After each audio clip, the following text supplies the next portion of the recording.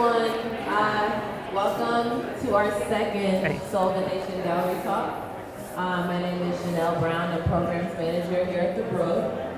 Just to give you a bit of an idea about what we're doing with these gallery talks is we're inviting artists, gallerists, cultural organizers. They're invited to sort of, engage with the exhibit in the way that resonates with them most. So a variety of perspectives from a variety of disciplines and experiences, and so we're really excited about that. And today's speaker is Kohshin Finley to my left. And I'm going to read his bio. Of course. Los Angeles native and current resident Kohshin Finley earned his BFA from Otis College of Art and Design. Finley's work depicts defiant people of color as they progress through spaces that continuously try to break them down. The subjects of his paintings use their victories over oppression as armor for their journey through everyday life. His friends and family are the subjects of his paintings captured while they have visceral conversations about their life and reality. Part of each painting, Finley writes poems stemming from these conversations and interlaces them with his own histories to tell us a personal story that takes on a new life on the canvas. His work has been exhibited at the California African American Museum, the Honolulu Museum of Art, the Honolulu Museum of Art School, and Mesa Contemporary Arts Museum. His work has been featured in the LA Times, The Cut, Huffington Post, BuzzFeed, Hyperallergic, Lala Magazine, and Artillery. So without further ado, we're going to get back to the session. Thank you. Well said. Don't trip. Hey everybody, how's it going? I'm honored to be here, and first and foremost, thank you to Janelle and the Broad team for inviting me to be here. And yeah, everybody get close, get close. In taking, Janelle broke down a little about what my work is about and that I make in my studio. And so one of the main things I wanted to bring here was, something that that has happened every time I show work is, I see someone and whether they're new or a new friend or an old friend, I always see them and I'm like, oh, hey, thanks so much for coming. Like, I hope you enjoyed the show. And then they're like, oh, well, I don't have a historic degree, I don't have an MFA in art, I don't have this thing, like I can't really talk about the work, but it's cool that everybody's here and supporting. So you're kind of just there like, but you didn't really answer my question, And so for me, I wanted to take that experience and bring it here and talk about the work of Barkley Hendricks and talk about it from the perspective of an artist that doesn't know that much history about him, but that can just talk about it just from the visual sort of aesthetic of it and just starting there, and then we can build together. So no matter what background you have in art, whether you have any or not, or whatever, no matter what area code you have on your telephone, that you can talk about art and you can enjoy it. And so that's our baseline, and so hopefully we'll start there and change some lives tonight. And yeah, let's go. Yeah. Follow me.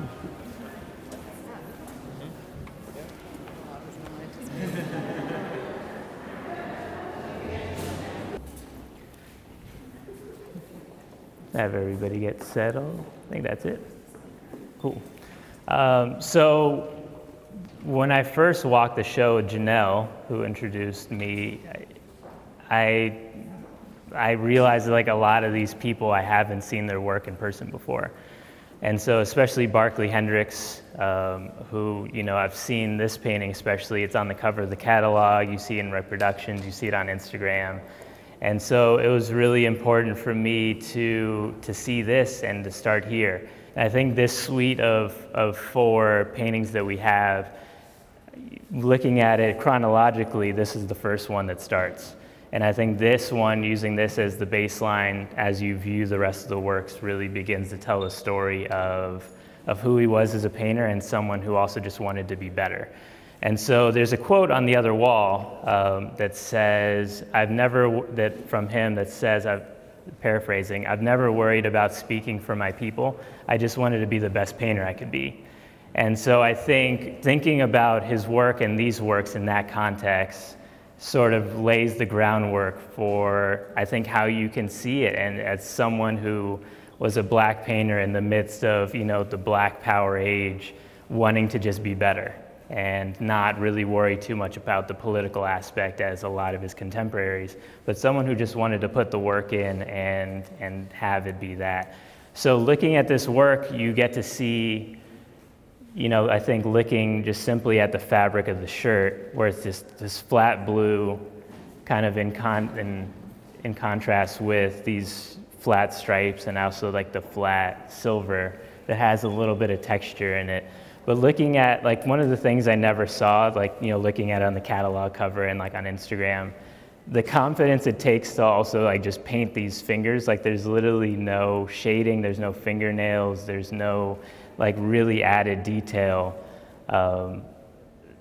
that you get to just see someone who just kind of started there and wanted to have that. And then looking at, the way that the hair is rendered, and like even like the skin, there's not that much buildup in, the skin values, and you're really almost just seeing a really flat sort of skin value that, doesn't have that much texture, but that you get to see it and you know exactly what he's doing and how he's crossing his arms. And I think that's really important. And also one of the things that I didn't notice until walking the show just before talking to you guys is that all of these paintings have glasses in them. And so I think that's also a good kind of through line that you get to see, because that's one of the tells that he has, where you could see like, oh, okay, here's where he's getting better. And the glasses begin to really like tell that story as, we get from here to the latest piece that's in the far back. So looking at the glasses here, and like, especially since this one's a self-portrait compared to the last one we'll see, you can't see his eyes. There's this detail in the sunglasses that you aren't really sure what it's reflecting. But also one of the things to reflect on, like this versus the rest of the paintings, this one doesn't have any rings on, there's no jewelry, there's no necklaces.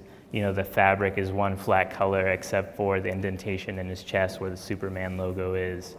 And as you kind of look at that and use this sort of as that groundwork for the rest, you get to see this person who's expanding upon his work and things that interest him.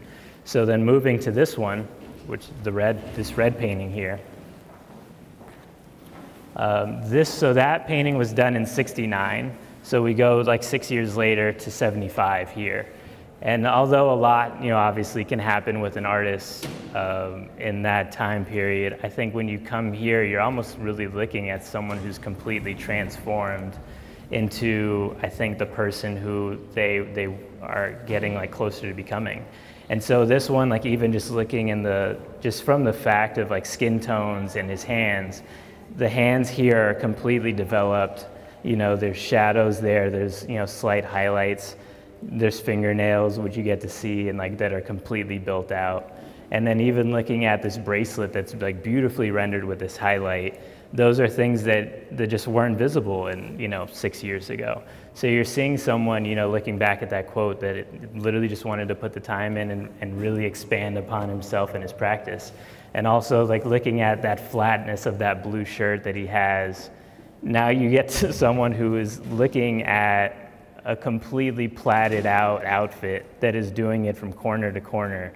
That I think for me, I think he's testing himself. I think he's looking at someone who is inspired, who's piqued his interest and, has kind of outfitted him in this outfit that he gets to really kind of invest time into seeing what that looks like and seeing what that feels like as an artist who wants to explore that. So looking at things like the ribbing on the cuffs to the slight crease in the pants, like those are details that I think just like aren't present, 6 years ago. So over the span of that time, you get to see someone who's completely, expanding upon his process.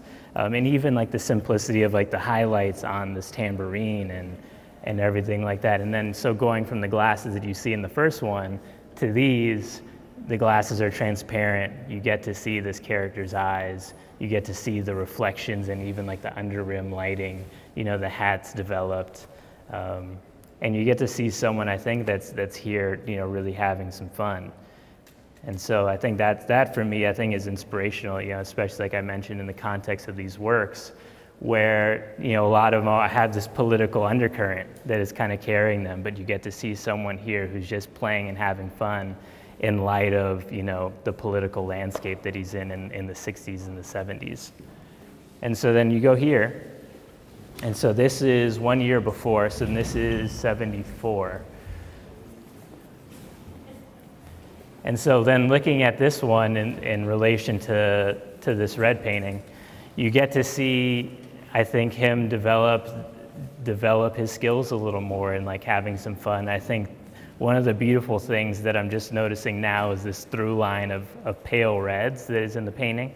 So you get to see like the reds from this fingernail go up to here to her lips and her earring. They go up to like the similarly shaped earrings and lipstick here. This guy doesn't have any red, so we'll forget about him. So then you know, he has like, you know, these like reddish shades that you get to see that are these through lines that he's beginning to really kind of build these details and like, you know, really just geek out on these things that he's continuously, you know, building upon. And so then again, you know, in comparison to, you know, like the first painting we saw, the fingernails are here, you know, there's even nail polish on them now. You know, even this slight bikini tan that you get to see here are moments that I think are just like really beautiful. You get to see here a little too. And then like the skin tones, even though they're really transparent and not overly built out, there's still things that he's building out, because especially with this one, where the outfits are so monochromatic and blending into the background, him creating that depth in the skin tones and like the darkness of them and the lightness of them and creating that roundness is really what makes them pop out. And, you know, this is like one of his now, you know, most iconic paintings that, you know, is referenced in music videos and referenced in, you know, just style. I think a lot of people come back to this. And I think it's a really telling portrait of, I think to go back to the context of the show, I think it's really important because, you know, in the next room there's abstract paintings and there's a lot of narratives in all of these paintings. But I think these are also beautiful just like as documentations of the style, you know, what was going on. And I think just like what interests him as a painting in this time, you know, in light of everything that was going on, you get to just see sort of this gathering of people that are just kind of like hanging out and being cool, which, you know, who doesn't want to be inspired by that? And so we get to this last one, which this one was made in 1977, which I consider his magnum opus in a way. I promised I wouldn't talk about history, but the only reason I talk about this one is because I know the context. And so this one was actually made in reference to, or in reaction to a review that he had for one of his shows. And it was reviewed by a white gentleman. And I forget the exact line that he said, but pretty much talking about Barkley and his work, he called him a brilliant painter, like a brilliant and well-endowed painter, you know? And you're just, like, even me just saying that, you're just like, wait, like someone actually wrote that and I think put it in the New York Times, right? And so like that was like a big thing. And so this painting was his reaction to it, brilliantly titled, Brilliantly Endowed Self-Portrait. And so I think really beginning to balance this out between the first self-portrait that we see that's presented in the show, over the span of, you know, 8 years, even though a lot happens in those 8 years, you get to just see someone who's pretty much at this point now like fully developed and really, I think, really knows where he wants to be and like how he wants to execute things. So even from this one, you know, in the first one, he has no jewelry. There's no like, you know, gaudy things. There's no like unnecessary objects. He literally has 2 toothpicks. He's got one and then one he has in his mouth for God knows why. You know, he's got a sweatband and then a metal bracelet on the other hand, which here you get to really see, like even on the shoelaces, every single detail top to bottom, there's things there. And I think that really just gets to show that he was dedicated to his craft. He was dedicated to, you know, in this case, painting himself, but I think through the process of really getting to his craft, he was then able to furtherly connect and express with how he wanted to express himself. And I think in this painting, you really get to see it with the attitude in his face. He's positioning his hand, obviously on his, you know, well-endowed area, to furtherly make the point. You know, it's like, oh, it's like, you know, you say I'm well-endowed, like here I'll actually show you, and like I'm making this statement, so now I'm making you see it, right? And so I think it's such a, I think for me as a painter, to really see someone who was just really concerned about just painting things that piqued his interest, and to have someone who just wanted to be the best painter he can be is something that I strive for every day in my practice. Because, you know, similarly to how I spoke about this one, I think when you have that ability that you're continuously honing on, my ability as a storyteller continuously gets strengthened, you know, because I'm like, okay, I want to tell this story, and I want to tell it in this way. My confidence and everything as a painter continuously I just get on that beeline and I just hit it over the head. There's less and less room for questioning yourself, I think, when you get to that point. You know, there are no hands that are simply just outlines, and no fingertips, you know, and no nails, but everything is completely done in such a purposeful way. And I think you see it here, you know, where there is no moment of laziness here. You know, you see someone who knows that to tell the story the way that he wants to tell it, the shoelaces have to be done. You know, there has to be a shoe label. Every inch of the sock, you know, has to be developed. And I think like the most important part is just that attitude. You know, I think if he had this moment in the first painting, you know, 8 years ago, you'd get a completely different painting. Whether, not even just because of his attitude per se and him being a different person, but I think his ability to capture the expression that he wanted to capture, I think you'd get a completely different painting.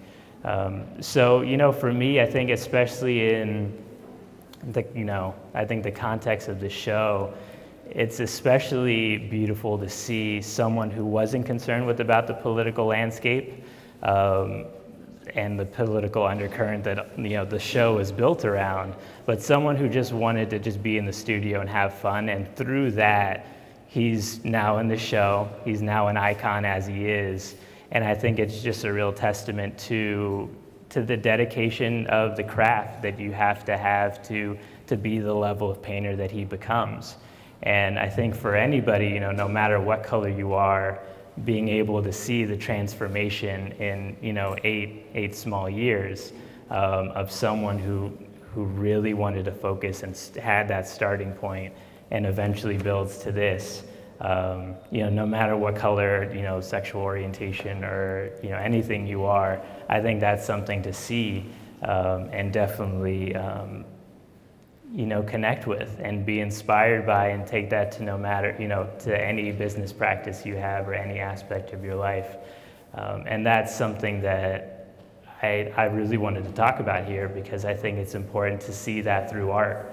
Because I think no matter, you know, like I said, no matter what skin color he is, there's aspects that you get to see and break down just through the visual aspect of it, without even knowing the context of it, you know, without knowing that, you know, he had a really bad review and had a criticism about it.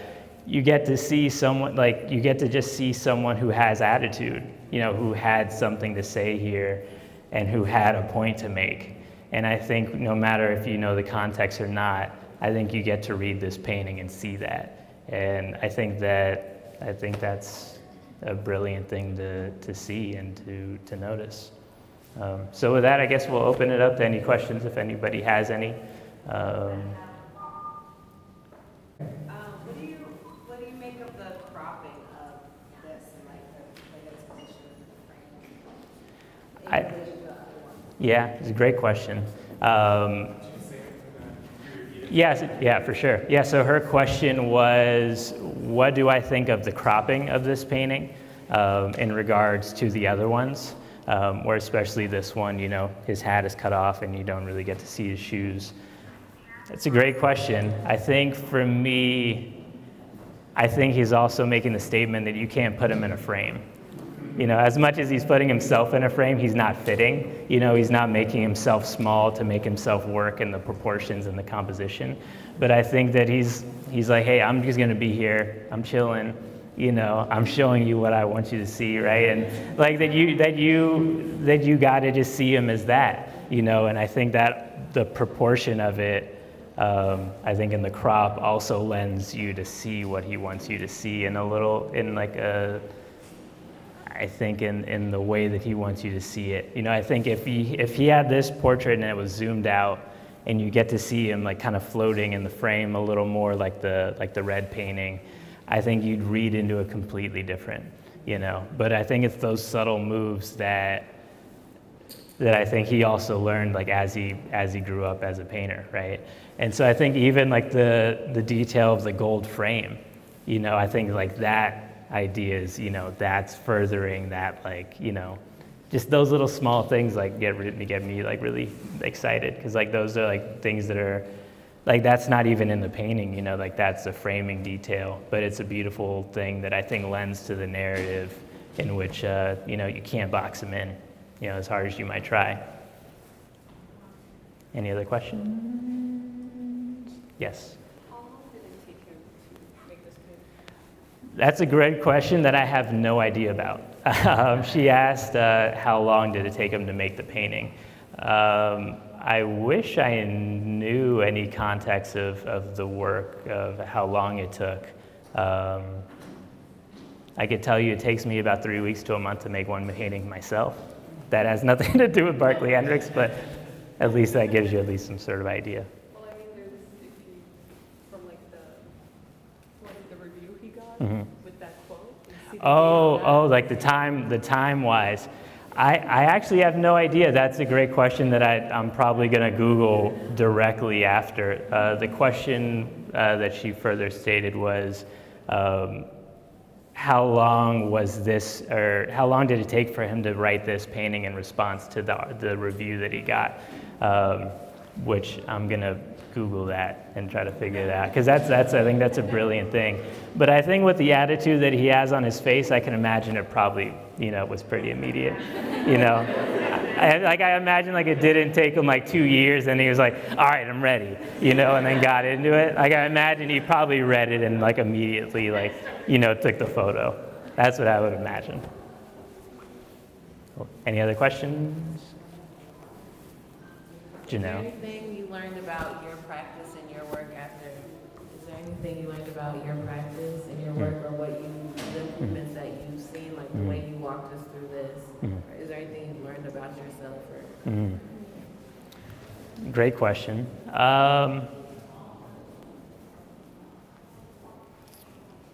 think one of the things that I think it just reinforced for me was that I can have a practice, you know, as a person of color, and paint the things that I want to paint, and to try my best to be a master at what I do, and as a storyteller and as a painter, and eventually be in these spaces, and that has longevity. You know, that he can paint these paintings, you know, 40 years ago, and they could withstand the testament of time and still be relevant.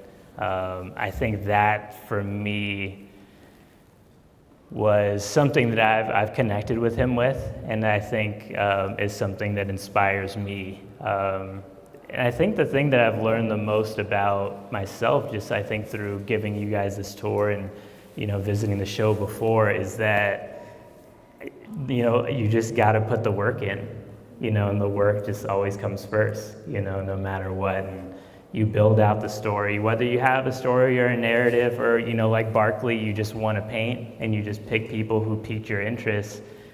I think, you know, the work always comes in, and as long as you're dedicated and, devoted to your practice, you might end up at the Broad, amongst many other places. So I think it's just reinforced for me. Like after I walked the show with you the first time, I immediately went to the studio. Like I was like, okay, bye, Janelle. And then I just went and painted the rest of the day. So for me, I think that's what it has done, is really inspired me to just continuously just put the hours in and minimize my day off and minimize my lunch breaks. Yeah. Any other questions? Yes. The quote you started, thank you. Mm-hmm. The quote you started with makes me think of what Janelle will sometimes talk about filmmakers discussing, which is sort of unburdening the representation of Black people. And so him saying that he wants to just not speak for his people, but just be the best painter he can be, to me is also an act of unburdening. 100%. Which is also very political to me. Yeah. When you brought up that quote, I looked at these figures and felt like they feel like probably the lightest Black figures that I see represented in a lot of places, but I couldn't point to specifically the cues why. So I'm wondering if you could speak a little bit about what specific things visually in the pieces might make the subjects feel light or unburdened to you, and what we can maybe take towards today in our representation. For sure. Thank you for that's a very thoughtful question. I would say, I think it's something that I also tried to do in my work is, I think the facial expressions are incredibly key. I think in some of the works that you'll see in the show, well, especially in this room, this is a pretty bright room. It's pretty happy. There's literally a woman smiling behind you. And I think that's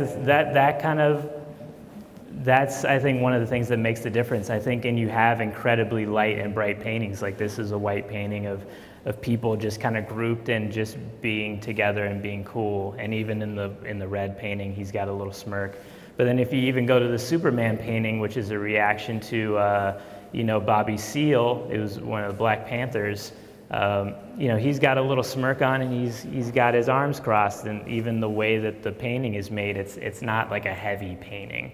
There is no suffering, there is no beating against or breaking down a wall. It's a portrait of people that he's just kind of wanted to paint, and I think that's something that you can kind of just see in the work, that and these people, for the most part, they're not closing themselves off or in an attack mode or even a defensive mode.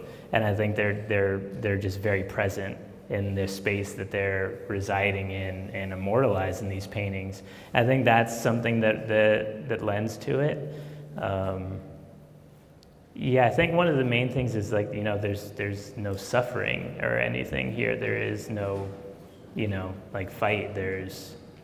I think that's sort of just stillness, I think, is something to admire in these, that I think lends to the fact that, they are light.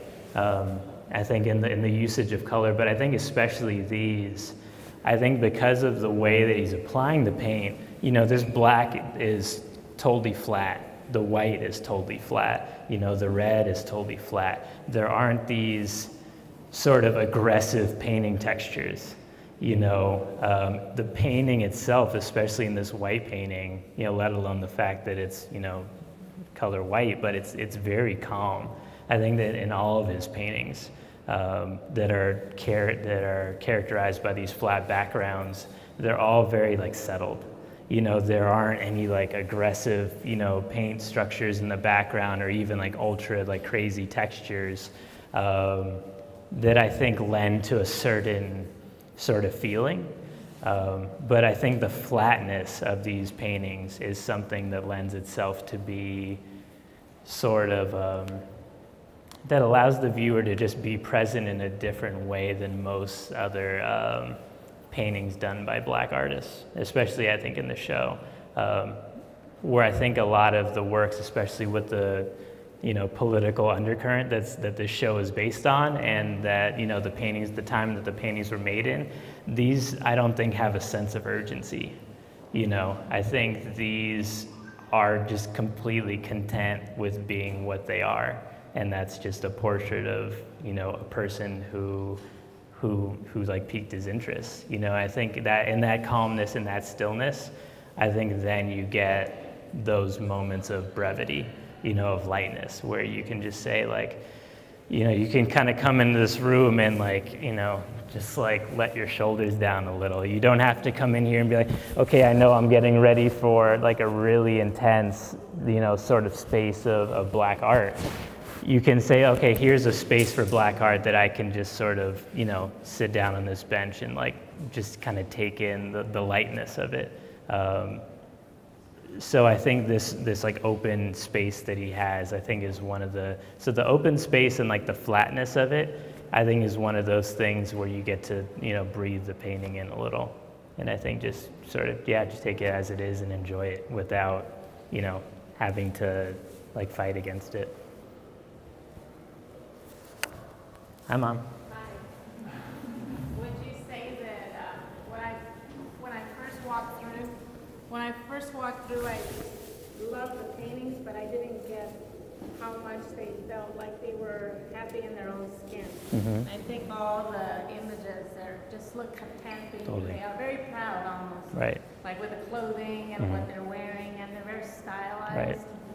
And it is a great feeling. I think do you think that helps in how they're viewed too, right? Yeah, totally. I mean, because I think when, you turn this corner and walk through and you see this red painting of this guy, his head tilted and like he's got this little like half smile on, I think you see that and that brings you through.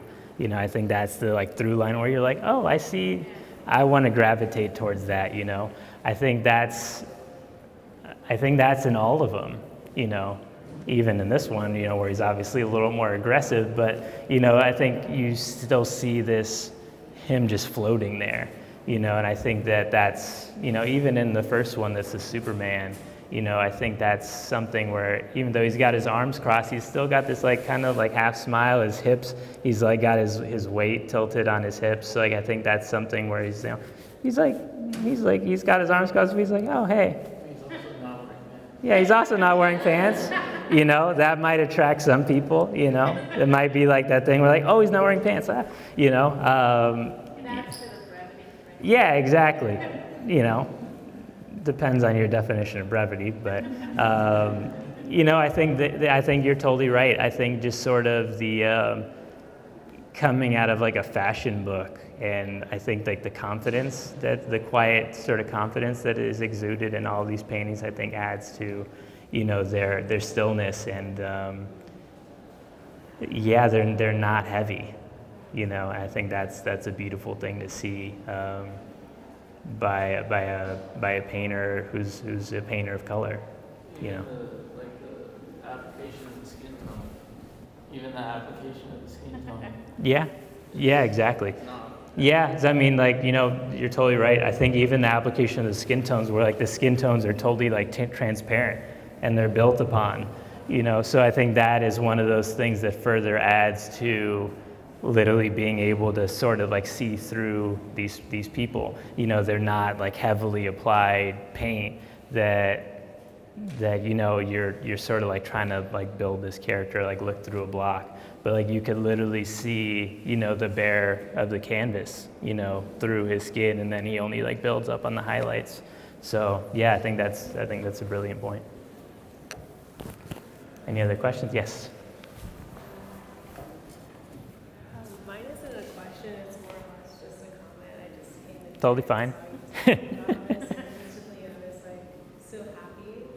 I'm glad to hear it. That, I've been thinking about a lot lately. It's just like being black, being African American, and like how so often the ways in which we express ourselves in artwork can be like this expression of a common struggle. Right. And when you look around and you see all this, it like reinforces the idea that we're more than our struggle. 100%. We have something in common. It's like these people are so, I'm like, except for but Yeah. these people are they're just like fly Yeah. and just doing their own thing, and it's like you can tell they're all like we're all Black people. We are more than our struggle. And Totally. I feel like our shared struggle. This is something that like really highlights that and I appreciate. Of course. Yeah, that's a great comment. I think that's why I'm such a fan of Barkley's work, is that you get to just see that, and not see, people who are struggling or, fighting against something or in the middle of, some storm. But even in this one, I love this painting where they're all together and they're all just like kind of chilling. They're, in the middle of nowhere, but they're together and they're not fighting anything. They're, as much as, the show and especially, works by people of color about unifying and, fighting against the man and all these things, like you get to see people who are unified, but they're not doing that. They're unified like on their own terms. And I think that's one of the through lines of, especially these, since, the rest of Barkley's works aren't here, but we can talk about these.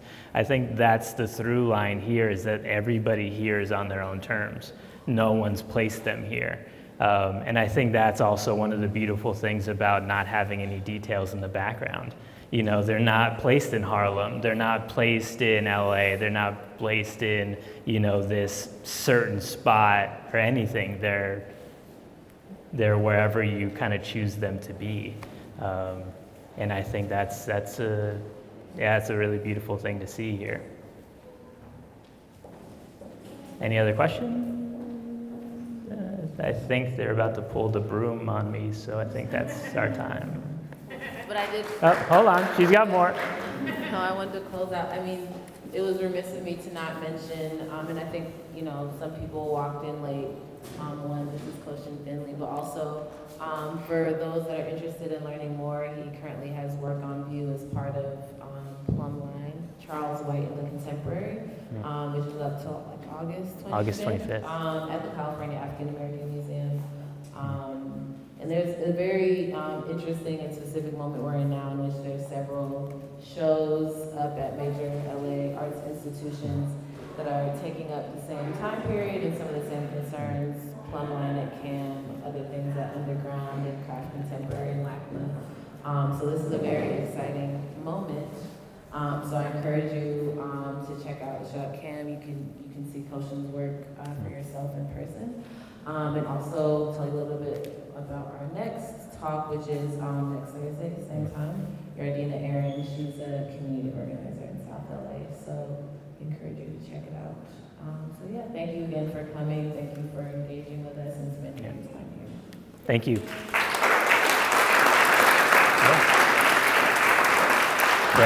Everyone's looking. What?